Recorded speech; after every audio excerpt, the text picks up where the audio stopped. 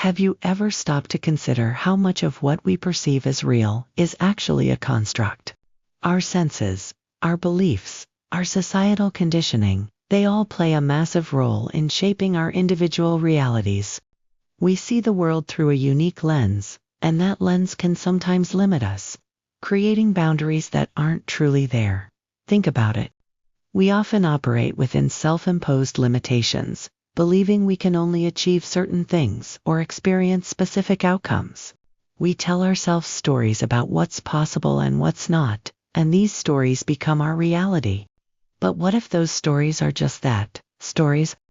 What if the true nature of reality is far more expansive, far more fluid, than we often allow ourselves to believe? At a deeper, spiritual level, there's a concept of no limits.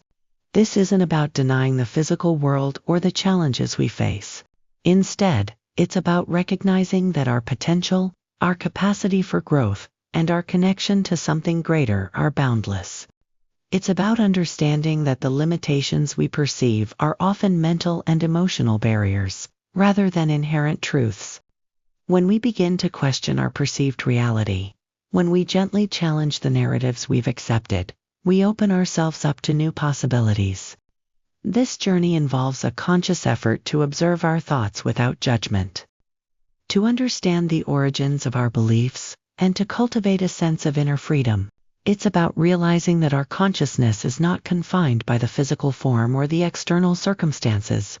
Embracing this idea of a spiritual level of no limits doesn't mean we suddenly manifest a mansion overnight. It's a more subtle, yet profound, shift. It's about experiencing a greater sense of peace, resilience, and purpose, even amidst life's complexities. It's about recognizing that our inner world has a powerful influence on our outer experience, and that by tending to our inner landscape, we can unlock new dimensions of living. This exploration is a lifelong practice, a continuous unfolding. It's about cultivating a sense of wonder and curiosity about the nature of existence. It's about understanding that the universe is far more interconnected and miraculous than we often give it credit for. Thank you so much for joining me on this exploration today. I hope this has sparked some thought, and perhaps a gentle shift in perspective. If you found this conversation valuable, please consider following for more insights. Until next time, keep exploring, keep questioning, and keep embracing the boundless potential within you.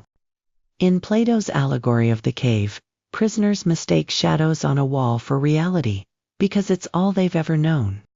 The message: our perception can be deeply limited and misleading.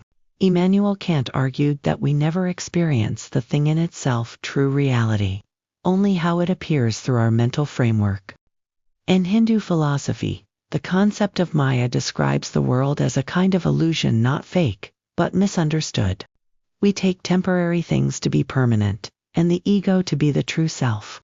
Siddhartha Gautama taught that attachment to this perceived reality causes suffering, because everything is constantly changing, impermanence.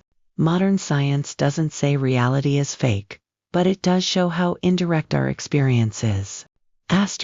Your brain interprets electrical signals, not the world itself.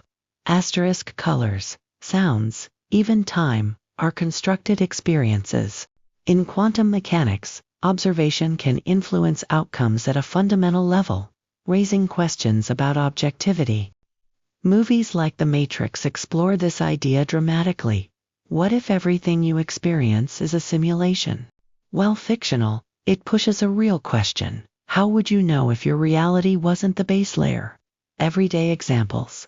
Optical illusions trick your eyes. Memories feel real, but are often distorted.